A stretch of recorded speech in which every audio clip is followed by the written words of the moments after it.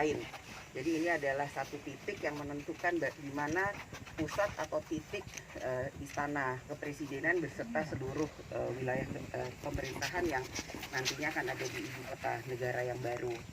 Tentu saja ini satu kesempatan bagi kita sebagai bangsa Indonesia untuk bersama-sama bergotong royong bisa membuktikan bahwa ibu kota negara yang baru itu akan bisa dibangun dari awal sesuai dengan kebutuhannya ibu kota yang akan ada nantinya. Semuanya itu akan tercermin atau dibangun sesuai dengan smart dan green. Artinya ibu kota negara yang modern dan tentu saja green, tentu dengan memperhatikan kontur alam dan situasi yang ada sekarang.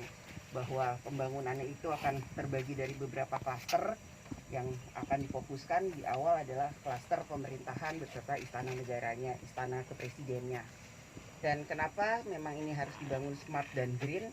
Karena memang itu yang akan menjadi cita-cita dari kita semua atau pemerintahan ini ke depan, dengan dibangun sebuah ibu kota baru yang ramah lingkungan, kemudian modern, memperhatikan kebutuhan dan mencerminkan bagaimana kita menjaga lingkungan alam sekitarnya. Tentu saja ini akan bisa memberikan kita satu pembaharuan atau kemajuan bahwa ibu kota yang akan datang itu memang suatu ibu kota yang berbeda dengan DKI Jakarta, walaupun tentu saja tidak cukup waktu yang ada. Kalau hanya ditargetkan 2 tahun 3 tahun, ini adalah suatu pembangunan yang memerlukan waktu yang bertahap dan jangka panjang.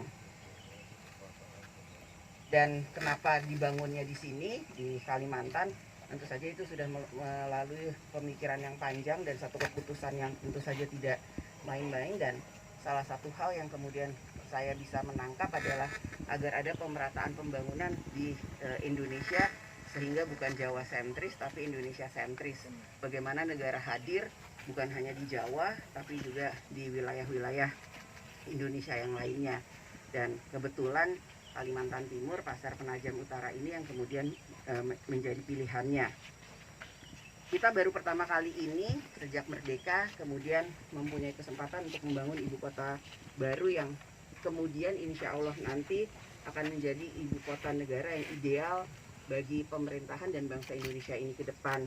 Wajah kemajuan Indonesia yang mungkin nanti bisa menjadi satu wajah Indonesia yang bisa dikagumi oleh negara luar, tempat bekerja putra-putri terbaik bangsa Indonesia. Dan tentu saja hal-hal yang masih harus dibicarakan, saya juga sudah meminta kepada pemerintah, khususnya kepada kementerian terkait, untuk bisa memperhatikan semua hal yang nantinya itu akan menjadi kebutuhan kita bangsa Indonesia jangka panjang.